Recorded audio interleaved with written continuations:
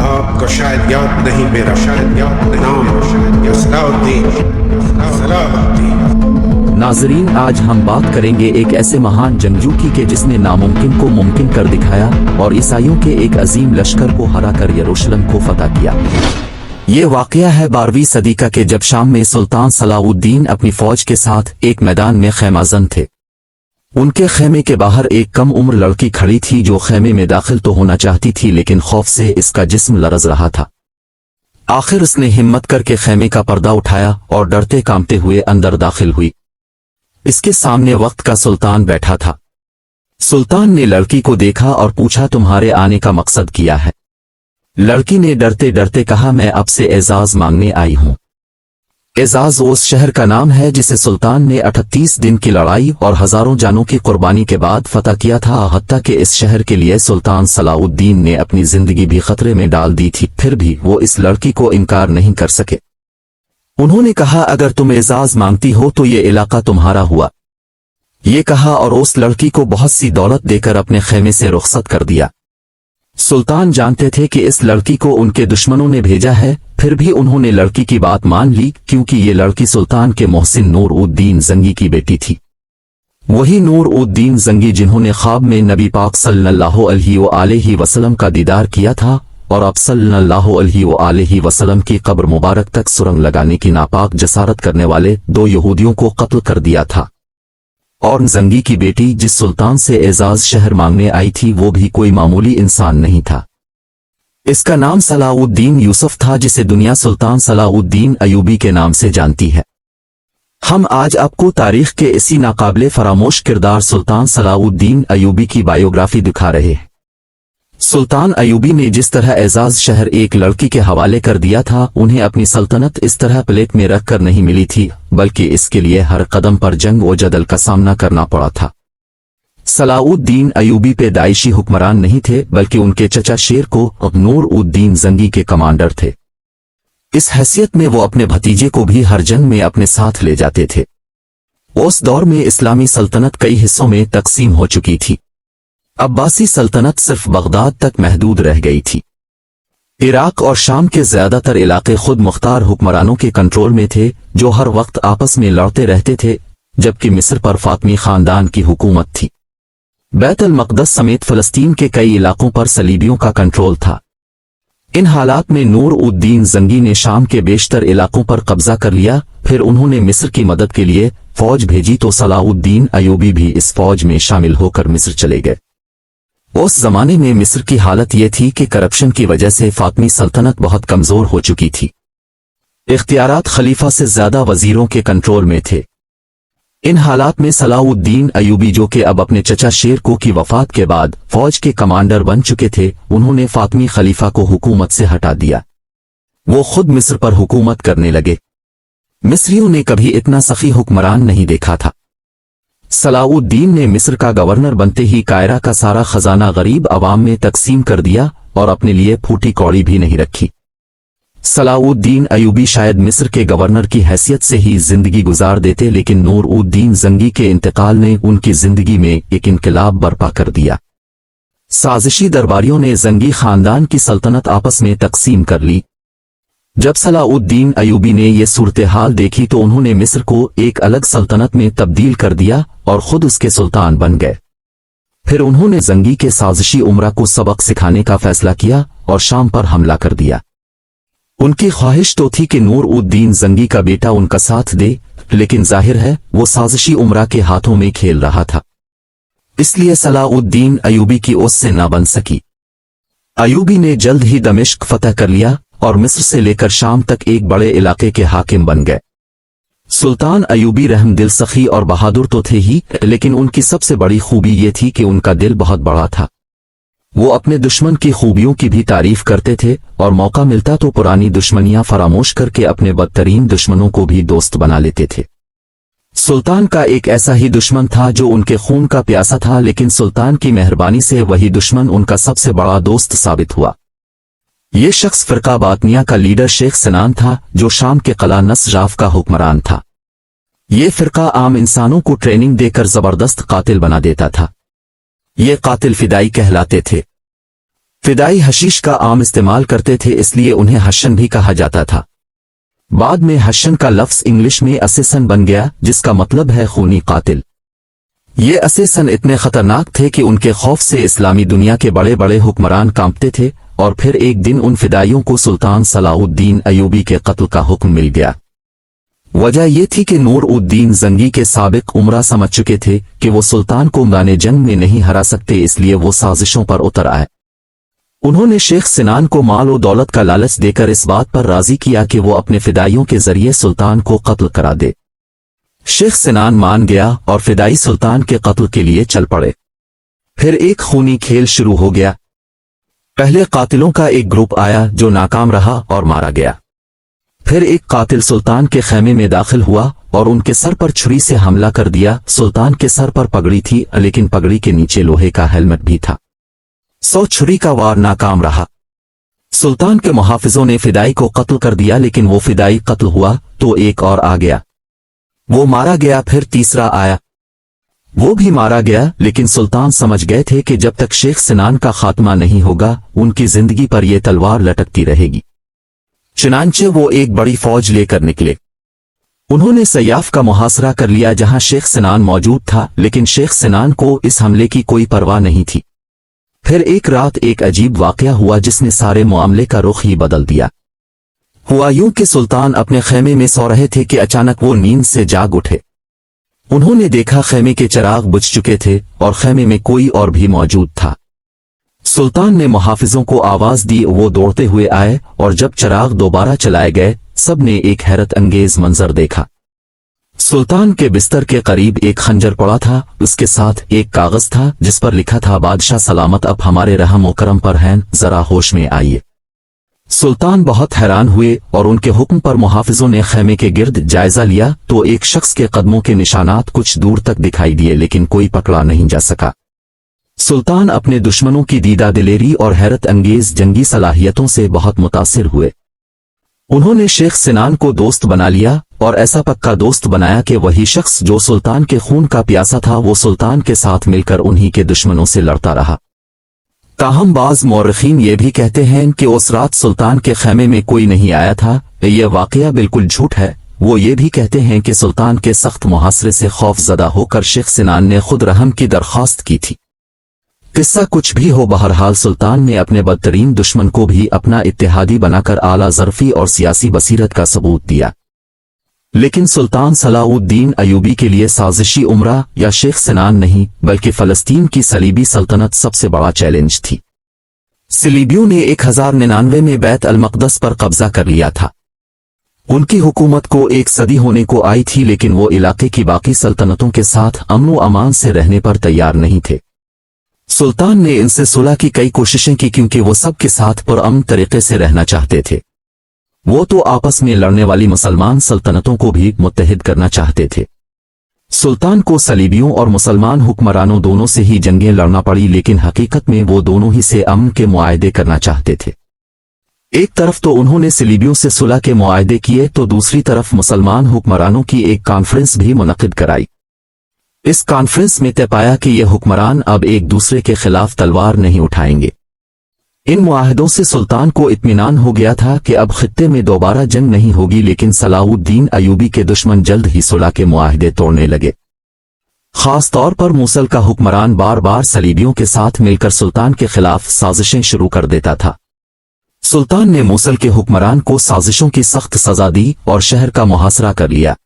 आखिर मूसल के हुक्मरान ने भी सुल्तान से एक मुआहदे के तहत अमन कायम कर लिया, ताहम सलीबी अपनी ताकत के ज़ूम में सुल्तान के साथ मुस्तकिल सुलह नहीं चाहते थे। चुनांचे 1177 में सुल्तान ने फौज जमा की और मिस्र से निकलकर फलस्तीन पर हमला कर दिया। शुरू में उन्हें बहुत कामयाबी मिली और उन्होंने कई किले फतह भी कर लिए, लेकिन उन किलों की हिफाजत के लिए काफी फौज पीछे छोड़ना पड़ी। चुनांचे जब वो फलस्तीनी शहर रमल्ला के करीब पहुंचे तो उनकी फौज आधी भी नहीं रही थी। सलीबियों ने इस सूरत-ए-हाल का फायदा उठाया और 25 नवंबर 1177 को सलाउद्दीन अयूबी पर अचानक हमला करके उन्हें पीछे हटने पर मजबूर कर दिया। ये पहला मौका था कि सुल्तान सलाउद्दीन अयूबी को मैदान जंग में नाकामी हुई थी, लेकिन असल सुल्तान वही होता है जो नाकामी से भी सबक सीखे। इस जंग के बारे में सुल्तान ने खुद दमिश्क में अपने भाई तोरान शाह को खत लिखा। सुल्तान ने लिखा, हम बड़ी मुश्किल से जान बचाकर आए हैं, खुदा को हमसे कोई बेहतर काम लेना था जो बचा लिया। सुल्तान को अपनी शिकस्त का हिसाब बराबर करने का मौका जल्द ही मिल गया। खुआइयों के रमला में कामयाबी हासिल करके सलीबी ये समझने लगे कि सुल्तान अब अपनी सल्तनत का दिफा नहीं कर सकते, इसलिए बैत अल मक़दस के सलीबी हुक्मरान बैड-1-4 ने दमिश्क पर चढ़ाई कर दी। लेकिन वो गलती पर था, क्योंकि सुल्तान सलाउद्दीन अयूबी की ताकत में कोई कमी नहीं आई थी, उन्हें सिर्फ वक्ती तौर पर कम तादाद की वजह से पीछे हटना पड़ा था। लेकिन बैड-1-4 के हमले के जवाब में अब वो अपनी पूरी फौज जमा कर चुके थे। 10 जून 1179 को जब दोनों फौजें आमने सामने आई तो सलाउद्दीन अयूबी ने अपने फौजियों के सामने एक जबरदस्त तकरीर की। उन्होंने कहा, मुसलमान जिल्लत की जिंदगी पर मौत को तरजीह देता है, आगे बढ़ो और दुश्मन को बता दो कि मुसलमान पांव पर नहीं सीने पर जख्म खाता है। चुनांचे जब जंग हुई तो सुल्तान के वफादारों ने बैड-1-4 की फौज को जबरदस्त शिकस्त दी। शिकस्त खुर्दा बैड-1 ने सुलह की दरख्वास्त की। सुल्तान चाहते तो दुश्मन की शिकस्त और कमजोरी का फायदा उठाकर फलस्तीन को उसी वक्त दुश्मन से छीन सकते थे। वो ये भी जानते थे कि दुश्मन सुलह के मुआहदे तोड़ भी सकता है, लेकिन फिर भी उन्होंने रहम से काम लिया और एक बार फिर अपने बदतरीन दुश्मनों से सुलह कर ली। लेकिन यह सुलह माजी के मुआहिदों से मुख्तलिफ थी, क्योंकि यह सुलह आखिरी सुलह थी। सुलह के बाद चंद साल तो सुकून से गुजर गए। बैड-1-4 1185 तक जिंदा रहा और वो सुलह के मुआहदे पर भी अमल करता रहा, लेकिन कोढ़ के मर्ज की वजह से इसकी मौत हो गई, जिसके बाद बैत अल मक़दस की सलीबी सल्तनत भी उमरा की साजिशों का शिकार होने लगी। इस दौरान बैत अल मक़दस में गाय ऑफ लिव्ज़ाइनन की हुकूमत आ गई कि जो मुसलमानों का खुला दुश्मन था। उसने मुसलमानों के खिलाफ फिर कार्रवाइयां शुरू कर दी। एक सलीबी सरदार रेनॉल्ड ने मुसलमानों को तंग करना शुरू कर दिया। ये सरदार इस हद तक चला गया कि इसने मदीना मुनव्वरा में नबी अकरम सल्लल्लाहु अलैहि वसल्लम के रोज़ा मुबारक को तबाह करने का इरादा कर लिया। उसने सिर्फ इरादा ही नहीं किया, बल्कि इसने अपने बहरी जहाज़ों के जरिए अरब साहली इलाकों पर हमले भी करवाए, लेकिन सुल्तान के बहरी जंगी जहाज़ों ने रेनॉल्ड के बहरी बेड़े को तबाह करके ये नापाक मंसूबा नाकाम बना दिया। लेकिन रेनॉल्ड अपनी हरकतों से बाज नहीं आया। उसने मिस्र और शाम के दरमियान सफर करने वाले मुसलमानों के काफिलों को लूटना शुरू कर दिया। सिर्फ तिजारती काफिलों को ही नहीं, बल्कि हाजियों के एक ऐसे काफिले पर भी हमला कर दिया जिसमें सुल्तान की बहन भी शामिल थी। काफिले को तो लूट लिया गया, लेकिन सुल्तान की बहन किसी न किसी तरह दुश्मन से बचकर सुल्तान के खेमे में पहुंची और काफिले पर बीतने वाले जुल्म का हाल बयान किया। काफिले पर जुल्म का हाल सुनकर और अपनी बहन की बेइज्जती पर गैरतमंद भाई का खून खौल उठा। सुल्तान ने कसम खाई कि वो रेनॉल्ड को अपने हाथों से कत्ल करेंगे। बहरहाल अब सुल्तान ने अपने तमाम इत्तेहादियों और गवर्नरों को खत लिखे और उन्हें कहा कि वो फौज लेकर सुल्तान की मदद को पहुंचे, क्योंकि अब सलीबियों के खिलाफ जंग का वक्त आ चुका। चुनांचे मिस्र और शाम समेत कई मुसलमान ममालिक से बड़ी तादाद में फौजें दमिश्क पहुंचने लगी, जिसे सुल्तान ने उस वक्त अपना दारुल खिलाफा बना रखा था। सुल्तान ने फौज जमा की और सलीबियों के ज़ेर कंट्रोल शहर किब्रिया अलिफ टाइबरस का मुहासरा कर लिया। जवाब में रेनॉल्ड ने भी जंग की तैयारियां शुरू कर दी। वो गाय ऑफ लिव्ज़ाइनन का गहरा दोस्त भी था, इसलिए गाय भी अपनी फौज के साथ मैदान में आ गया। उसने सुल्तान अयूबी से सुलह का मुआहिदा भी तोड़ दिया। कहा जाता है कि बैत अल मक़दस पर सलीबी कब्जे के बाद से सलीबियों ने इतनी बड़ी फौज जमा नहीं की थी जो सुल्तान अयूबी के मुकाबले पर आई। रेनॉल्ड और गाय की मुत्तहिदा फौज ने सुल्तान की तरफ पेश कदमी शुरू की। सुल्तान ने सलीबियों को फैसलाकुन शिकस्त देने के लिए हतीम का इलाका चुन लिया। इस इलाके में पानी के चंद एक ही चश्मे थे और ज्यादातर इलाका बंजर और वीरान था। सुल्तान की फौज पानी के चश्मों के पास ठहर गई, जबकि सलीबी फौज को सुल्तान तक पहुंचने के लिए 20 किलोमीटर के एक ऐसे इलाके से भी गुजरना था जहां पानी ही नहीं था। कुछ सलीबी कमांडर ये कह रहे थे कि आगे बढ़ने में खतरा है क्योंकि उन्हें फौज के लिए पानी नहीं मिलेगा, लेकिन गाय ने उनकी बात ना मानी क्योंकि इसे एतमाद था कि जंग में इसे कोई नहीं हरा सकता। इसके इस यकीन की वजह थी सल्बे आजम आट्रू क्रॉस। जी हां, सलीबियों के पास एक बहुत बड़ी सलीब थी जिसमें लकड़ी का एक टुकड़ा नुमाया था। सलीबियों का अकीदा था कि यह टुकड़ा उसी असल सलीब का है जिस पर हजरत ईसा को रोमियों ने मसलूब किया था। सलीबी फौज सलीब ए आजम को 20 बार मैदान में जंग में लेकर गई थी और हर बार फतह हासिल की थी। गाय और उसके साथी समझते थे कि सलीब ए आजम की मौजूदगी में ये जंग भी वही जीतेंगे, इसलिए उन्होंने रास्ते की सारी मुश्किलात को नजरअंदाज कर दिया, लेकिन ये उनकी सबसे बड़ी भूल थी। ये फौज जैसे जैसे आगे बढ़ती गई गर्मी और प्यास की शिद्दत से बेहाल होती गई। चुनांचे जब ये फौज सुल्तानी लश्कर के सामने पहुंची तो थकन और प्यास से निढाल हो चुकी थी। जब रात हुई तो सुल्तानी फौजियों ने सलीबियों के कैंप में घुसकर घोड़ों की घास के गट्ठों को आग लगा दी। सलीबियों के पास आग बुझाने के लिए पानी ही नहीं था, जबकि आग की तपेश से इनकी प्यास और भड़क उठी। आग और धुएं की वजह से वो लोग रात भर सो भी नहीं सके। अगले दिन 4 जुलाई 1187 को सुल्तान ने सलीबी फौज पर हमला किया। मुसलमानों ने जहरीले तीरों की बारिश करके सैकड़ों सलीबी हलाक कर दिए। फिर फौजी दस्ते आगे बढ़े और दुश्मनों पर टूट पड़े। सलीबी फौज के ज्यादातर सिपाही बगैर लड़ाई के ही मैदान में जंग से फरार हो गए। जो बाकी रहे इनमें मुकाबले की ताकत ही नहीं थी, इसलिए वो आसानी से पकड़े गए। सलीब ए आजम भी मुसलमानों के कब्जे में चली गई। रेनाल्ड और गाय दोनों जंगी कैदी बने। सलीबी लश्कर के सिपाही प्यास से हाँप रहे थे। सुल्तान ने उन्हें पानी पिलाने का हुक्म दिया। गाय को तो ठंडा अरक का गुलाब पिलाया, लेकिन रेनाल्ड को बदहदी की भरपूर सजा दी। सुल्तान ने अपने हाथों से इसका सर कलम कर दिया। ये देखकर गाय डर गया कि अब उसकी बारी है, लेकिन सुल्तान ने इसे इत्मीनान दिलाते हुए कहा, बादशाह बादशाहों को कत्ल नहीं किया करते। अब सुल्तान बैत अल मक़दस की तरफ बढ़े। शहर का हुक्मरान तो पहले ही उनकी कैद में था। उन्हें उम्मीद थी कि शहर आसानी से फतह हो जाएगा, लेकिन सलीबियों ने सुल्तानी फौज का 1 हफ्ते से ज्यादा अरसे तक डट कर मुकाबला किया और दोनों तरफ से भारी जानी नुकसान हुआ। सुल्तानी लश्कर ने आग के गोलों की बारिश करके दीवारों में शिगाफ पैदा कर दिए।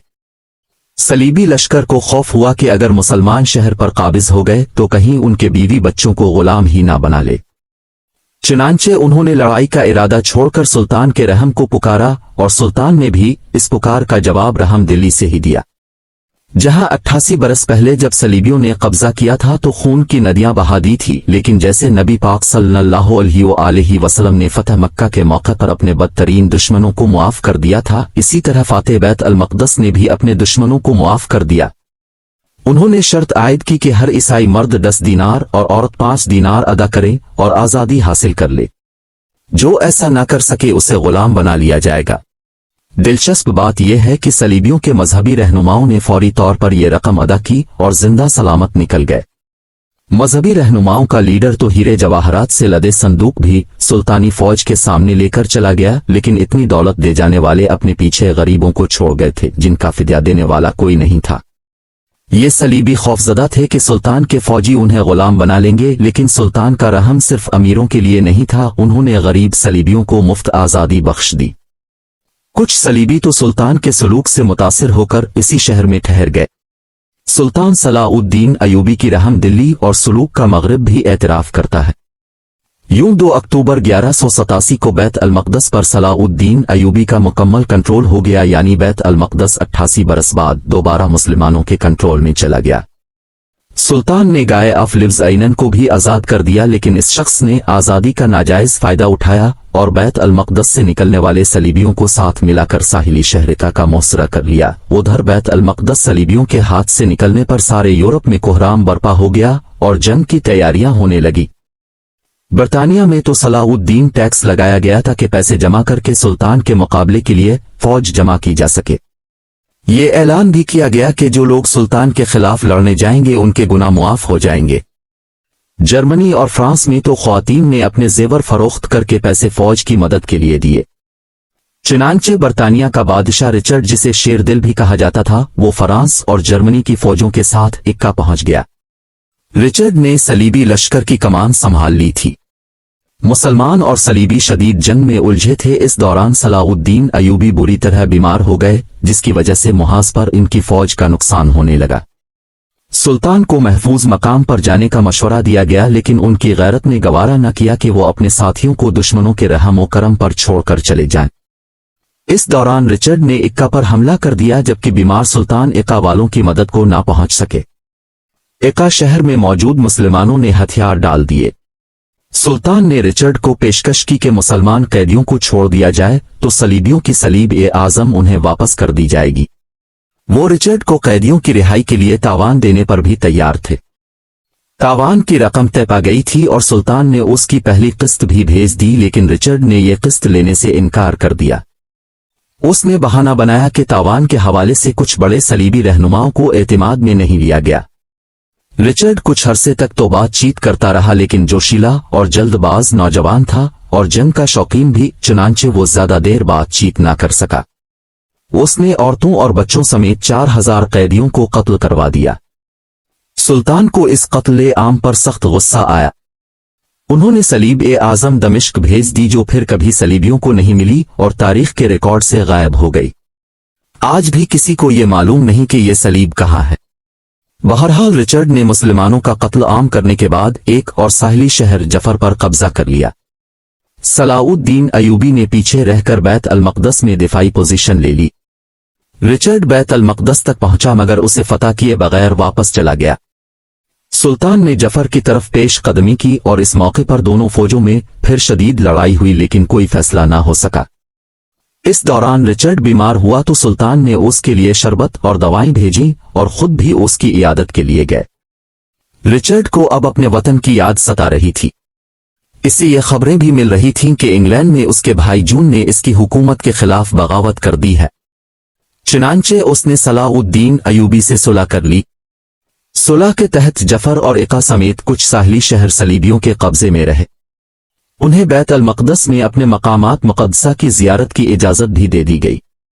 यूं ये लड़ाई खत्म हुई। रिचर्ड इंग्लैंड वापस चला गया और रिचर्ड और सलाउद्दीन अयूबी की 3 साला जंग खत्म हो गई। सलीबियों की वापसी के बाद अयूबी भी बेफिक्र होकर घर वापस जा सकते थे। सलाउद्दीन दमिश्क पहुंच गए, लेकिन उनके दिल में एक खलिश थी। सुल्तान को हज की बहुत आरजू थी, लेकिन अपनी मसरूफियत की वजह से वो अब तक हज नहीं कर सके थे। जब वो दमिश्क वापस पहुंचे तो उस साल भी हज पर जाने का वक्त गुजर चुका था। सुल्तान बहुत रोए और जब हाजियों का एक काफिला वापस आया तो सुल्तान उसके इस्तकबाल के लिए बहुत दूर तक गए और एक एक हाजी से मिलकर रोए। वापसी पर उन्हें बुखार हो गया, शायद उन्हें सर्दी लग गई थी। वो इस बुरी तरह बीमार हुए कि कोई होश न रहा। हालत यह थी कि हाफिज़ कुरान उनके सरहाने बैठे मुसलसल तिलावत करते रहते, जबकि दमिश्क के शहरी रोजाना उनकी खैरियत दरियाफ्त करने घर के दरवाजे के बाहर जमा हो जाते। 4 मार्च 1193 की सुबह सुल्तान ने आंखें खोली, तिलावत सुनकर मुस्कराए, फिर उनके लब हिले जैसे वो कुछ पढ़ रहे हैं, फिर उनकी रूह परवाज कर गई। शहर के लोगों को सुल्तान की वफात का इल्म हुआ तो वो घरों से बाहर निकल आए और धाड़े मार मार कर रोने लगे। सुल्तान को दमिश्क में ही दफन किया गया। सुल्तान सलाउद्दीन अयूबी ने अपनी जिंदगी में हमेशा दुश्मनों से अच्छा सलूक किया था और इंतहाई मजबूरी के अलावा कभी तलवार नहीं उठाई थी, लेकिन मगरिब में कुछ लोगों ने फलस्तीन पर मुसलमानों के कंट्रोल को दिल से तस्लीम नहीं किया और इसे अना का मसला बनाते रहे।